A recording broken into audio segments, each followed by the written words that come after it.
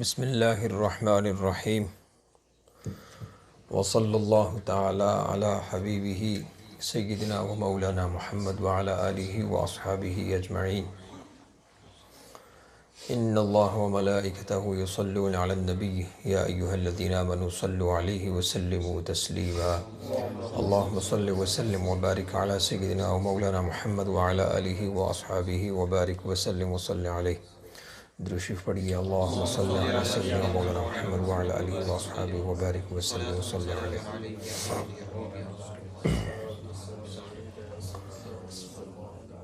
انسان کے گناہ کرنے کے مختلف انداز ہوتے ہیں اور مختلف ذرائع سے انسان گناہوں کا ارتکاب کرتا ہے۔ انسان کے جو سب سے زیادہ گناہوں کا جو ذریعہ ہے وہ انسان کی زبان ہے، اور زبان کی وجہ سے انسان ہمیشہ گرفت میں آتا ہے۔ ٹانگوں سے گناہ ہو سکتے ہیں، ہاتھوں سے گناہ ہو سکتے ہیں، کانوں سے ہو سکتے ہیں، آنکھوں سے بھی گناہ ہوتے ہیں۔ آنکھ جو ہے وہ گناہ کا ایک بڑا ذریعہ ہے، لیکن زبان وہ انسان کے جسم کا ایک ایسا حصہ ہے جس کی وجہ سے انسان بڑی جلدی گرفت میں آتا ہے اور بڑی جلدی سے اس کی پکڑ ہوتی ہے۔ اور جس انسان کو اللہ یہ توفیق دے دے، یہ قدرت دے دے کہ وہ اپنی زبان کو اس کی حدود میں رکھنا سیکھ لے اور اس کی جو حفاظتی طے ہے اس کے اندر رکھنا سیکھ لے، وہ انسان یقیناً کامیاب انسان ہے۔ واحد ایک ایسا انسان کا یہ عضو ہے، جسم کا ایک واحد حصہ ہے جس کو اللہ نے 32 دانتوں کے اندر رکھا ہے، اور پھر 32 دانت اور اوپر سے پھر جبڑے، مطلب اس کو انسان کے اندر اتنا پروٹیکٹڈ انداز میں اللہ تعالیٰ نے رکھا ہے کہ بندہ جب بولے تو بولنے سے پہلے سوچے، تو بندہ نہیں سوچتا، پھر اس سے فضول بولتا ہے اور اس سے غلط بولتا ہے، ناحق بولتا ہے، جھوٹ بولتا ہے، منافقت پر اور فتنے پر مبنی گفتگو کرتا ہے، تو پھر انسان اللہ کی پکڑ میں آتا ہے۔ اس لیے کہا گیا کہ جب صبح ہوتی ہے تو انسان کے جسم کا وجود کے تمام حصے جو ہیں وہ زبان کے آگے التجا کرتے ہیں کہ تو خاموش رہنا، تیری وجہ سے ہمارے اوپر بھی عذاب آتا ہے۔ کہ جب صبح ہوتی ہے، دن ہوتا ہے انسان کا، تو انسان کے جسم کے باقی اعضاء، باقی حصہ، پورا وجود جو ہے وہ مل کے زبان کے آگے ریکویسٹ کرتے ہیں، ترلا کرتے ہیں، اس کی منت کرتے ہیں کہ تو چپ رہنا، تو جب فضول بولتی ہے تو تیری وجہ سے ہماری گرفت ہوتی ہے۔ اور ایسے ہی زبان سے انسان وہ پورا جسم عذاب میں جاتا ہے۔ زبان سے انسان گالی دیتا ہے، ری ایکشن میں دوسرا انسان گالی دیتا ہے اور سارے جسم کو مار پڑتی ہے۔ سید عالم علیہ السلام سے صحابہ کے سوالات اور حضور کے جوابات جاری تھے، تو ایک مقام پہ پہنچ کے سید عالم علیہ السلام نے ارشاد فرمایا، تم مجھے 2 چیزوں کی ضمانت دے دو، میں تمہیں جنت کی ضمانت دیتا ہوں۔ یا رسول اللہ کون سی؟ فرمایا 2 جبڑوں کے درمیان جو تمہارا پارٹ ہے، مجھے تم اس کی ضمانت دو کہ تم اس کا ناحق استعمال نہیں کرو گے۔ اور پھر فرمایا 2 ٹانگوں کے درمیان جو تمہارا پارٹ ہے، تم اس کی مجھے ضمانت دو۔ تم ان 2 کی حفاظت کی ضمانت دو، میں محمد مصطفیٰ تمہیں جنت کی ضمانت دیتا ہوں۔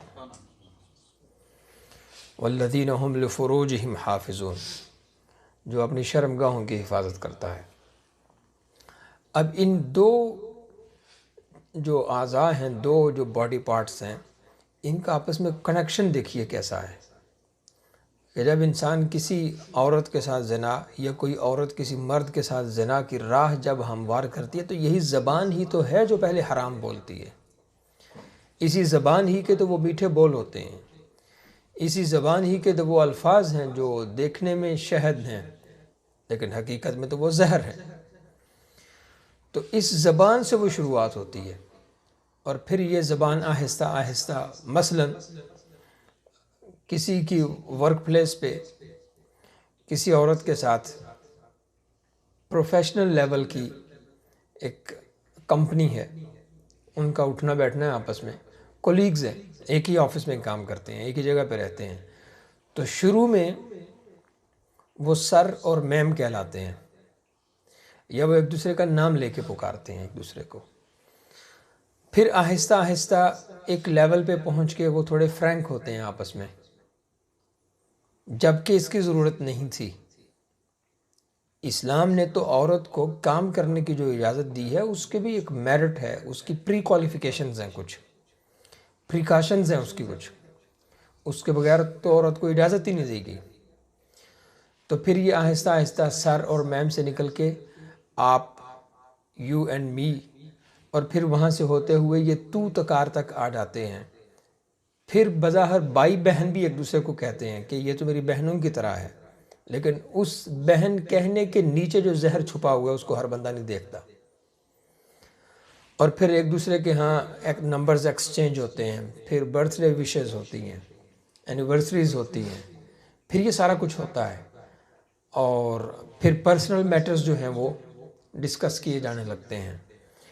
پھر فیملی بیک گراؤنڈ جو ہیں وہ، تو یہ زبان ہی کی تو کارستانی ہے جو آپ کو یہاں تک لے آئی. اور انسان اس قدر حماقت کا اور بے وقوفی کا مظاہرہ کرتا ہے کہ وہ سوچ ہی نہیں رہا ہوتا، وہ ریئلائز ہی نہیں کر پاتا، اس کی عقل پہ پردہ پڑ جاتا ہے، اس کا ذہن معوف ہو جاتا ہے، اس کا دل بند ہو جاتا ہے، اس کا دماغ بند ہو جاتا ہے، وہ سوچ ہی نہیں پاتا کہ میں کس طرف جا رہا ہوں. اور یہ وہ لمحہ ہوتا ہے جہاں آپ کو یاد رکھنا چاہیے کہ رسول اللہ علیہ السلام نے فرمایا شیطان انسان کی رگوں میں خون کے ساتھ دوڑتا ہے. اور ہم ایک دوسرے کو وضاحت کیا دے رہے ہوتے ہیں؟ ایک دوسرے کو تو نہیں، اپنے آپ کو ہی وضاحت دے رہے ہوتے ہیں نا. ایسی سچویشن میں ہم خود کو دھوکہ دے رہے ہوتے ہیں. جب ایک انسان عاقل ہو جاتا ہے، بالغ ہو جاتا ہے، جب بالغ ہے، وہ سمجھدار ہے، تو اس کے اوپر تو اس کے بھائی کا حکم بھی نہیں چلتا. اس وقت بچپن میں وہ جس بھائی کی انگلی پکڑ کے چلتا تھا، جس باپ کی انگلی پکڑ کے چلتا تھا، جس ماں کے پوچھے بغیر وہ کھانا نہیں کھاتا تھا، اب بڑا ہو گیا نا، عاقل ہو گیا، بالغ ہو گیا، اب سمجھدار، اب خود سے کمانا شروع ہو گیا، اب وہ خود کو پاورفل محسوس کرتا ہے، اب خود کو وہ طاقتور محسوس کرتا ہے. تو اب وہ کسی سے اپنے بارے میں مشورہ کرنا بھی پسند نہیں کرتا. تو اب وہ خود کو دھوکہ دے رہا ہے، نہیں، میرا تو کوئی برا ارادہ نہیں ہے. اپنے آپ کو وہ کہہ رہا ہے کہ میری تو کوئی بری نیت نہیں ہے. لیکن یہ کتنا پاگل انسان ہے، یہ کتنا بے وقوف ہے، کتنا احمق ہے کہ یہ خود کو دھوکہ دیے جا رہا ہے، اور اس کے ساتھ ساتھ وہ رب کو دھوکہ دینے کی کوشش کر رہا ہے. سیدنا صدیق پاک رضی اللہ تعالیٰ نے فرمایا تھا گناہ کرنا ہے تو وہاں جا جہاں رب موجود نہیں ہے. کون سی ایسی جگہ ہے جہاں رب موجود نہیں؟ تو اب زبان کے جو وہ میٹھے بول ہیں وہ آپ کو لیڈ کر رہے ہیں ایک حرام فعل کی طرف، حرام کام کی طرف. اور پھر بالآخر بندہ وہاں پہنچ جاتا ہے جہاں آپ یو ٹرن بھی نہیں کر سکتے. وہ پوائنٹ آف نو ریٹرن ہوتا ہے، وہاں سے آپ کے لیے واپسی بھی مشکل ہوتی ہے، اور انسان کو پتہ بھی نہیں چلتا وہ زنا کر جاتا ہے. اور جب زنا ہو جاتا ہے اس سے، تو چونکہ اب لذت کا وہ جو شہوت کا جو زور تھا وہ ٹوٹ گیا نا، تو اب انسان سوچتا ہے میں کتنا بے وقوف ہوں، میں کیا کر بیٹھا ہوں. حالانکہ جب سوچنے کا وقت تھا اس وقت اس نے نہیں سوچا. اس وقت وہ ایک تیز گام کی طرف جا رہا تھا، اور تیز رفتار گاڑی کی طرف وہ بھاگے جا رہا تھا. اس وقت اس کو کوئی سٹاپ لگانے والا ہی نہیں تھا.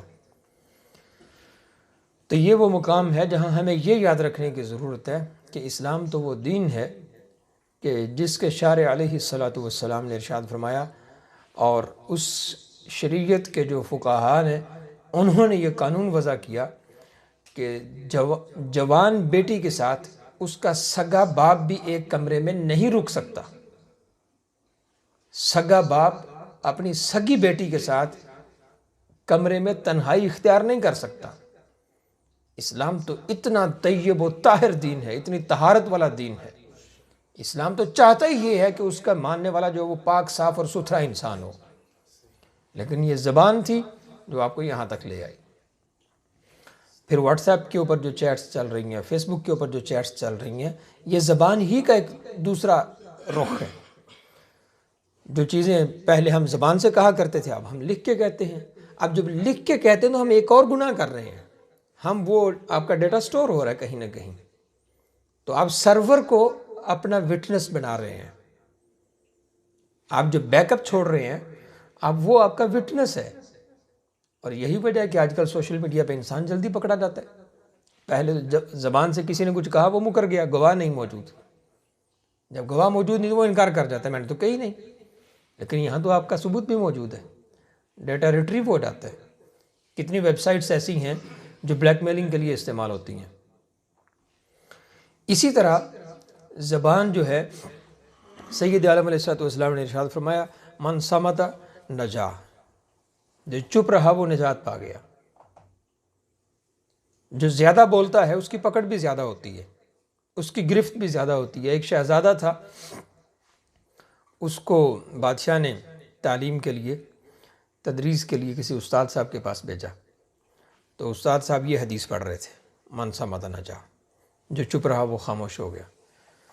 اب شہزادے نے یہ حدیث سنی، اس کے بعد چپ ہو گیا، بولنا چھوڑ دیا، خاموش ہو گیا۔ اب وہ روزانہ محل آتا واپس بادشاہ کے پاس، باپ کے پاس بیٹھتا اٹھتا، زندگی کے سارے معاملات۔ اب شاہی خاندان پورے کا پورا پریشان ہو گیا کہ اس کو کیا ہو گیا، یہ گونگا کیسے ہو گیا، کھا رہا ہے، پی رہا ہے، نماز پڑھ رہا ہے، سب کچھ کر رہا ہے، صرف زبان نہیں اس کی ہلتی، وجہ کیا ہے؟ تو اس نے حکما اور اطباء، شاہی جتنے بھی تھے، شاہی سٹاف، وہ رائل فورسز، ہر طریقے سے انہوں نے جاننے کی کوشش کی، تو کسی کو کچھ سمجھ نہیں آئی کہ یہ خاموش کیوں ہو گیا ہے۔ تو کسی ماہر نفسیات نے کہا کہ اس کو جنگل میں بھیج دیا جائے، کچھ دیر کے لیے اس کو تنہائی چاہیے، تو ممکن ہے یہ تھوڑی دیر کے لیے اس کو سائیکولوجیکلی کچھ پیس ملے گا تو یہ ٹھیک ہو جائے، تو یہ بولنا شروع کر دے۔ اب وہ جنگل میں اس کو بھیج دیا۔ اب جنگل میں شیر کبھی اس کا شکار کر رہا ہے، کبھی اس کا شکار کر رہا ہے، یہ چپ ہے۔ تو وہ دیکھتا ہے کہ ایک مقام پہ کچھ پرندے آپس میں بیٹھے ہیں، تو ایک شکاری وہاں سے گزرتے جا رہا ہے اور اس کو شکار نہیں مل رہا، تو اچانک سے ایک فاختہ جو ہے یا ایک برڈ جو ہے، اس کے چہچہانے کی آواز نکلی۔ تو جب شکاری نے اس کے چہچہانے کی آواز سنی تو اس نے فوراً اس پہ حملہ کیا اور اس کو مار ڈالا۔ جب وہ پرندہ جو برڈ تھی وہ مر کے نیچے گری تو اس سے نہ رہا گیا اور فوراً بولا من صمت نجا، جو چپ رہے گا وہ نجات پا گیا۔ اب لوگوں نے سن لیا اس کو بولتے ہوئے، تو وہ بڑے خوش ہوئے، انہوں نے کہا یہ تو بول پڑا ہے، یہ تو گونگا نہیں ہے، بولتا ہے، یہ تو گفتگو کرتا ہے۔ انہوں نے پکڑا شاہ کے پاس، بادشاہ کے پاس، لیکن انہوں نے کہا حضور یہ تو گفتگو کرنے لگا ہے، ہم نے سنا اس نے یہ جملہ کہا ہے ایسے۔ بادشاہ نے دجال کو بلایا اور کہا اس کو پکڑو، لٹکاؤ اسے، اور اس کو اس وقت تک پھینٹی لگاؤ جب تک یہ بول نہ پڑے۔ اس نے کیا ڈرامہ رچا رکھا ہے، ہم سب کو پاگل کیا ہوا ہے اس نے۔ اب جب دجال کو لائے، اس نے لا کے اس کو الٹا لٹکایا، مارنا شروع کیا۔ جب انہوں نے مارا اس کو تو یہ چیخا اور چیخ کے بولے من صمت نجا، جو چپ رہا وہ نجات پا گیا۔ اب اس نے کیوں کہا؟ اس نے کہا فاختہ بولی تو ماری گئی، میں بولا تو آج میں مارا گیا۔ تو زبان جب تک چپ رہتی ہے انسان کے عیوب کے اوپر، اس کی غلطیوں کے اوپر، اس کے گناہوں کے اوپر، اس کے اندر جو چھپا ہوا انسان ہے، جو اندر کی برائی ہے، جو اندر کی شیطانیت ہے، اس کے اوپر پردہ رہتا ہے۔ جو ہی آپ زبان ہلاتے ہیں تو آپ اندر سے ایکسپوز ہونا شروع ہو جاتے ہیں۔ اس لیے سیانے لوگ کہتے ہیں اگر کسی کے بارے میں جاننا ہو کہ یہ کیسا ہے تو اس کے دو طریقے ہیں۔ آپ اس کے ساتھ کھانا کھائیں، ظاہر آپ ویسے بیٹھے ہوں گے تو بڑے گھٹن محسوس کر رہے ہوں گے، لیکن جو ہی آپ کھانا شروع کریں گے کسی کے ساتھ تو آپ فرینڈلی محسوس کریں گے، تو آپ بولنا شروع کریں گے۔ جب آپ بولیں گے تو آپ کا اندر کا انسان بولے گا۔ ہو سکتا ہے کوئی بظاہر خود کو سید زادہ لکھتا ہو، شاہ زادہ لکھتا ہو، پیر زادہ لکھتا ہو، بڑے خاندان کا، رئیس خاندان کا بتاتا ہو، علماء کا، فضلاء کا، شیوخ کی اولاد خود کو بتاتا ہو، بڑے امیروں کی رئیسوں کی اولاد خود کو بتاتا ہو، لیکن جو ہی وہ بولنا شروع کرے گا تو اس کا رویہ بتائے گا کہ اس کی تربیت کیسی ہے، اس کا رویہ بتائے گا، اس کی زبان بتائے گی کہ کیا واقعی یہ عالم ہے، واقعی یہ فاضل ہے، واقعی یہ حکیم انسان ہے، یا ایک جاہل مطلق ہے جس نے شرفاء کا لبادہ اڑا ہوا ہے۔ اور دوسرا بتایا کہ اگر کسی کو جاننا ہو، کسی کی حقیقت جاننی ہو، کسی کے خاندان کا پس منظر کا، کسی کے علم کو پرکھنا ہو، تولنا ہو، تو اس کے ساتھ سفر کرو۔ جیسا کہ سیدنا فاروق رضی اللہ تعالیٰ عنہ کے بارے میں آتا ہے کہ آپ کے پاس ایک شخص حاضر ہوا اور اس نے کہا امیر المومنین میں فلاں فلاں عورت سے نکاح کرنا چاہتا ہوں۔ تو آپ رضی اللہ تعالیٰ نے فرمایا کیا تم نے ان کے ساتھ کھانا کھایا؟ تو نے کہا جی نہیں۔ سفر کیا؟ نہیں۔ تو فرمایا جب تم اسے جانتے نہیں ہو تو کیسے نکاح کرنا چاہتے ہو، کیسے رشتہ کرنا چاہتے ہو؟ تو مطلب یہ ہے کہ جب انسان بولتا ہے تو اس وقت پھر اس کا ظاہر جو ہے وہ اس کی باتوں کے نیچے دب جاتا ہے۔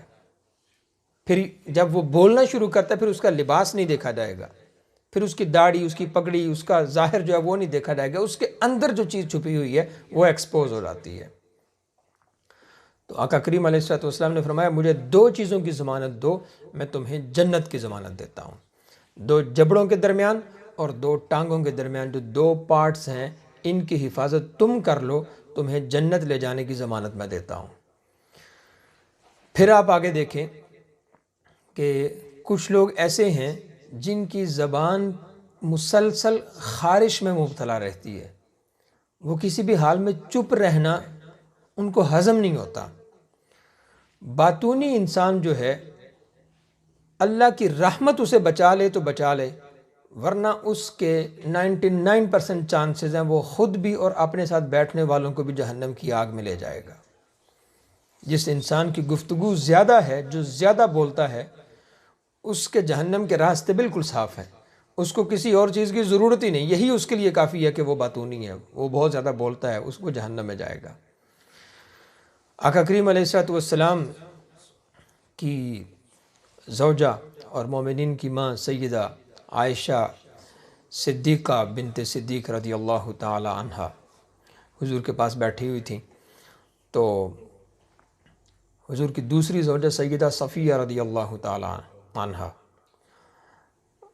واللہ عالم، لیکن جو تاریخ سے معلوم ہوتا ہے اور جو کتب حدیث سے کہ شاید ان کا قد نسبتاً کم تھا دیگر ازواج سے۔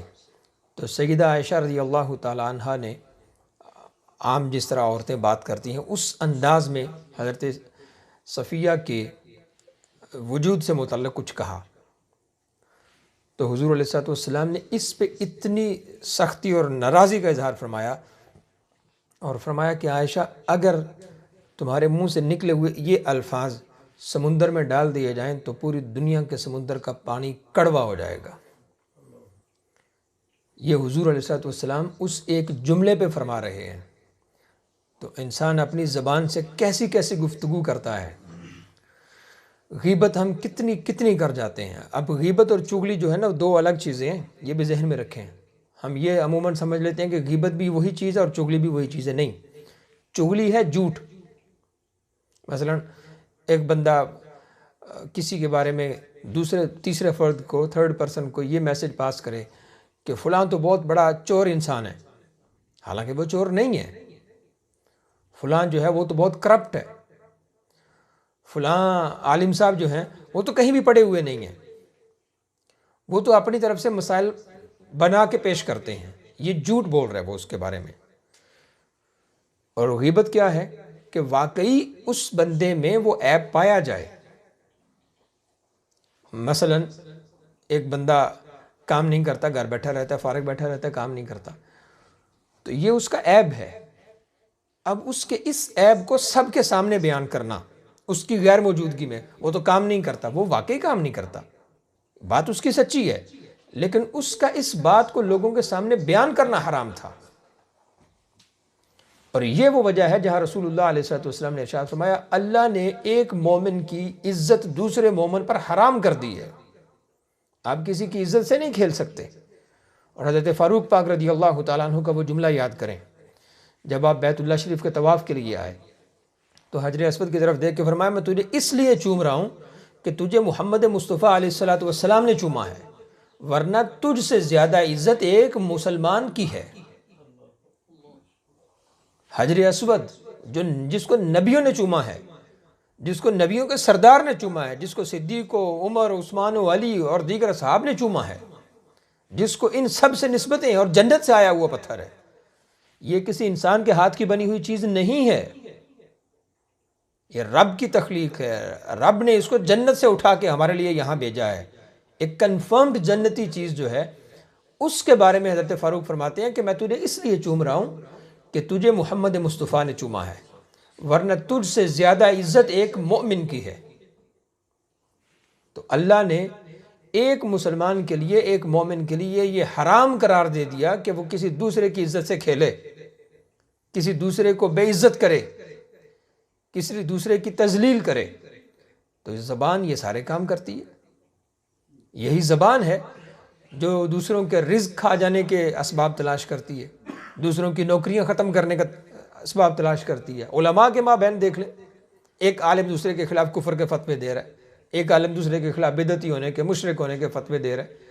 ایک سید دوسرے سید کو کہتے ہیں نہیں یہ تو سید ہی نہیں، یہ تو یہیں کہیں ہندوستان کا ہے، یہ تو یہیں کہیں پاکستان کا ہے، یہ تو سید ہی نہیں۔ جس چیز کا مجھے 100% علم نہیں، میں اس کے اوپر قطعی رائے اختیار کرنے کا حقدار نہیں ہوں، مجھے اس کے اوپر خاموشی اختیار کرنی چاہیے۔ وہ عجیب سی بات ہے، ایک لطیفہ ہے کہ مولانا ظفر الدین اور پطرس بخاری، آل انڈیا ریڈیو ہوا کرتا تھا 47 سے پہلے، ظفر علی خان، تو وہ پطرس کے پاس گئے تو وہاں جا کے انہوں نے کوئی ان سے بات پوچھی کہ یہ فلاں فلاں بات کیسے ہے، تو انہوں نے کہا مولانا آپ کی عمر کتنی ہے؟ انہوں نے کہا 72 سال۔ تو انہوں نے کہا حضور 72 سال یہ جانے بغیر گزر گئے ہیں، اب چپ رہیں، اب جاننے کی کیا ضرورت ہے؟ تو آپ فضول کام میں ہاتھ کیوں ڈالتے ہیں؟ جس چیز کا آپ کو علم نہیں، ایک ایسا انسان، ایک ایسا بندہ جس نے دودھ بازار سے حاصل کرنا ہے، دہی بازار سے حاصل کرنی ہے، مکھن بٹر کریم ہر چیز اس کو، ڈیری کی پوری جتنی پروڈکٹس ہیں اس کو بازار سے مل جاتی ہیں، اس کے پاس زمین بھی نہیں، ایک اپارٹمنٹ میں وہ رہتا ہے جہاں اس کے بیوی بچے بمشکل سماتے ہیں۔ ایسا بندہ اگر صبح سے لے کے شام تک بھینس اور گائے کی بات کرتا رہے تو یہ بے وقوفی ہے نا۔ جس نے بھینس پالنی نہیں وہ بھینس کے چارے کے بارے میں کیوں پوچھے؟ جس نے گائے پالنی نہیں وہ گائے کی خوراک کے بارے میں کیوں بات کرے؟ یہ اس کی فضول گفتگو ہے۔ ایک بار پہلے بھی میں نے عرض کیا تھا، ایک بزرگ کسی شہر سے گزر رہے تھے تو ان کی نگاہ ایک مکان پہ پڑی، تو ان کو وہ مکان بہت پسند آیا، تو انہوں نے پوچھ لیا کہ یہ کس نے ڈیزائن کیا ہے؟ اتنا پوچھا اور اس کے بعد انہوں نے 12 سال روزے رکھے۔ کیوں؟ کہا میں نے ایک غیر ضروری بات پوچھی ہے، اس کے کفارے کے لیے 12 سال روزے رکھے، ایک غیر ضروری بات پوچھی ہے۔ آج ہماری مجالس میں کیا ہوتا ہے، علماء کی ہوں عوام کی ہوں، جب کوئی بندہ موجود نہیں ہوتا تو ہم اس کو ڈسکس کرتے ہیں، اور پھر ہم اس کو ڈسکس کرتے کرتے کرتے بہت دور تک چلے جاتے ہیں، اس میں ہم چغلی بھی کرتے ہیں، اس میں ہم غیبت بھی کرتے ہیں۔ اور غیبت وہ گناہ ہے جس کے بارے میں میرے مصطفیٰ علیہ الصلوۃ والسلام نے فرمایا الغیبت اشد من الزنا، غیبت زنا سے بدتر گناہ ہے۔ اب زنا کا تصور کریں، زنا کیا چیز ہے؟ فرمایا یہ غیبت زنا سے بھی بڑا گناہ ہے۔ اور پھر میرے مصطفیٰ علیہ الصلوۃ والسلام نے فرمایا تم میں سے کوئی ایسا ہے جو یہ پسند کرے کہ اس کا بھائی مر جائے پھر وہ اپنے مردہ بھائی کی لاش جو ہے اس کا گوشت کھائے؟ کوئی ایک ایسا انسان غیرت مند ہے کوئی جس کا بھائی مرے اور وہ مردہ بھائی کا گوشت کھائے؟ جو غیبت کرتا ہے وہ ایسے ہی کرتا ہے۔ غیبت کرنے والا، چغلی کرنے والا بندہ، زبان کا غلط استعمال کرنے والا بندہ، اس کا وجود برکت سے محروم ہو جاتا ہے، اس کی ذات میں برکت نہیں رہتی۔ ہو سکتا ہے اس کے پاس پیسے بہت ہوں گے، ملینز اس کے پاس آ جائیں گے، دولت بہت ہوگی، گاڑیاں بہت ہوں گی، سب کچھ اس کے پاس ہو، لیکن اس کے ذات میں، اس کے مال میں، اس کے گھر میں برکت نہیں رہتی، وہ برکت سے محروم ہو جاتا ہے۔ لہٰذا اپنی زبانوں پہ قابو رکھو، اپنی زبانوں پہ تالا لگا لو، فضول مت بولو، جو بولنے کی چیز ہے بس وہی بولو۔ اسی لیے تو کئی روایات میں آتا ہے کئی صحابہ زبانوں میں پتھر ڈال لیا کرتے تھے، اور یہ وہ جماعت ہے جو براہ راست حضور کی تربیت یافتہ جماعت ہے۔ یہ وہ لوگ ہیں جنہوں نے براہ راست حضور سے دین لیا ہے، ان سے بہتر کوئی دین نہیں جانتا۔ پوری کائنات کے اول تا آخر آج تک جتنے آئے ہیں، صبح قیامت تک جتنے علماء آئیں گے، جتنے محدثین آئیں گے، جتنے فقہاء آئیں گے، یہ سب کے سب ایک پلڑے میں رکھ دو، وہ ایک صحابی جس نے ایک بار ایمان کی نظر سے حضور کو دیکھا ہے، اس کی عزت، اس کا مرتبہ ان سب سے زیادہ ہے۔ یہ وہ جماعت ہے جنہوں نے حضور سے دین سیکھا ہے، اور وہ اتنا ڈرتے ہیں کہ زبانوں میں پتھر رکھتے ہیں منہ کے اندر تاکہ ہم فضول نہ بولیں، اور جب بولنے لگیں تو زبان ڈرے، زبان میں رکاوٹ پیدا ہو، زبان میں آسانی نہ ہو۔ اور ایک مقام پہ حضور علیہ السلام سے پوچھا گیا، یا رسول اللہ، انسانی جسم کا سب سے خطرناک حصہ کون سا ہے؟ انسان کے جسم کا سب سے خطرناک حصہ کون سا ہے؟ آمنہ کے پیارے محمد مصطفیٰ علیہ السلام نے اپنے مبارک ہاتھ سے اپنی زبان کو پکڑ کے حضور نے فرمایا یہ سب سے خطرناک حصہ ہے، اس سے ساری برائیوں کی ابتدا ہوتی ہے، ساری برائیوں کی جڑ یہ زبان ہے۔ اس لیے جیسے میں کہا کرتا ہوں کہ جب علماء کی مجلس میں بیٹھو تو زبان پہ قابو رکھو، اور جب اولیاء کی مجلس پہ بیٹھو تو دل پہ قابو رکھو۔ اہل اللہ جو ہیں، اللہ ان کی نظر میں اور ان کی روحانیت میں، ان کی بصارت میں اتنی قوت اور طاقت عطا فرما دیتا ہے کہ ان کے آس پاس جو بیٹھے ہوئے ہوتے ہیں، ان کے دل پہ جو چل رہا ہوتا ہے یہ محسوس کر رہے ہوتے ہیں کہ اس کے دل میں بھی کیا چل رہا ہے۔ یہ اللہ کی عطا ہے، انسان کا اپنا اختیار نہیں ہے، یہ اللہ کی عطا ہے۔ اور جب علماء کے پاس بیٹھو تو زبانوں پہ قابو اس لیے رکھو کہ ہو سکتا ہے وہ تمہاری بکواس سن کے، تمہاری بیجا باتیں سن کے، تمہاری بک بک سن کے، ہو سکتا ہے وہ چپ رہیں، لیکن تم اپنے آپ کو ایک عالم کے سامنے ننگا کر دیتے ہو۔ اس طریقے سے بندہ ایکسپوز ہو جاتا ہے، پتہ چل جاتا ہے کہ یہ ہے کیا۔ تو یہ زبان جو ہے یہ وہ ہتھیار ہے جو آپ کو جنت بھی لے جا سکتا ہے، جو آپ کو جہنم میں بھی لے جا سکتا ہے۔ میں کوئی بڑی بات نہیں کرنے لگا، یہ ایک بڑی بنیادی سی بات ہے۔ کئی بار ایسے ہوا ہے کہ مجھے کئی لوگوں سے ملنے کا شوق ہوتا ہے، اب تو نہیں ہوتا، تو بہت سارے لوگوں سے ملنے کا شوق رہا کہ میں ان سے ملوں۔ کیسے لوگوں کی تعریفیں سن رکھی ہوتی ہیں، تعریف کرتے وقت آپ کو پتہ ہم لوگ تو پہاڑ کھڑا کر دیتے ہیں، جب ہم نے کسی کو اوپر کرنا ہو تو ہم اس کو خدا کے برابر کر دیتے ہیں، اور جب کسی کو ناپسند کرنا ہو تو ہم اس کو شیطان سے بھی بدتر کر دیتے ہیں۔ تو ایسے جب تعریفوں کا پہاڑ سنا تو پھر ان لوگوں سے ملنے کا شوق ہوتا ہے، تو جب ان کے پاس جا کے بیٹھتے ہیں تو 2 سے 3 منٹ کے اندر سب کچھ سامنے آ جاتا ہے، یہ ہے کیا۔ زبان کھلنے کی دیر ہے، پتہ چل جاتا ہے یہ بندہ کس لیول کا ہے، علمی اعتبار سے کیسا ہے، فکری اعتبار سے کیسا ہے۔ تو زبان جو ہے اس کو قابو میں رکھو۔ اگر زبان قابو میں ہوگی، آپ کا عمل، آپ کا کردار، آپ کے فعل، آپ کی پوری زندگی جو ہے وہ ایک نارمل روٹین کے مطابق چلتی رہے گی، اس کی الائنمنٹ ٹھیک رہے گی۔ جیسے گاڑی کو ٹھیک چلانے کے لیے اس کی الائنمنٹ، اس کی پیریوڈک مینٹیننس ضروری ہے، اسی طرح اس زبان کی مینٹیننس بھی ضروری ہے۔ اس لیے صلاۃ التوبہ کہی جاتی ہے کہ صلاۃ التوبہ پڑھو، استغفار کرو۔ حضور علیہ السلام فرماتے ہیں میں دن میں 70 بار استغفار کرتا ہوں۔ وہ ہستی جس کی وجہ سے جنت ہے، وہ ہستی جس کی وجہ سے جنت میں جائیں گے، جنت انہی کی ہے، ان کے بچوں کے صدقے جنت ملنے والی ہے، ان کے اہل بیت کے صدقے جنت میں ملنے والی۔ قیامت کے دن جب نبی اپنی امتوں کو انکار کر دیں گے کہ آج ہم کسی کا کچھ نہیں کر سکتے، اس وقت سابقہ امتیں جو ہیں وہ بھی جنت میں جانے کے لیے میرے مصطفیٰ کا سایہ تلاش کریں گی۔ تو حضور علیہ السلام وہ جنت کے سردار، وہ جنت کے والی، وہ جنت کے وارث، وہ سب نبیوں کے سردار، آپ فرماتے ہیں میں دن میں 70 بار استغفار کرتا ہوں۔ تو اس لیے اپنے آپ کو گناہوں سے بچانے کے لیے اپنی زبانوں پہ قابو رکھو، یہی ایک ذریعہ ہے جو ہمیں گناہوں سے محفوظ کر سکتا ہے۔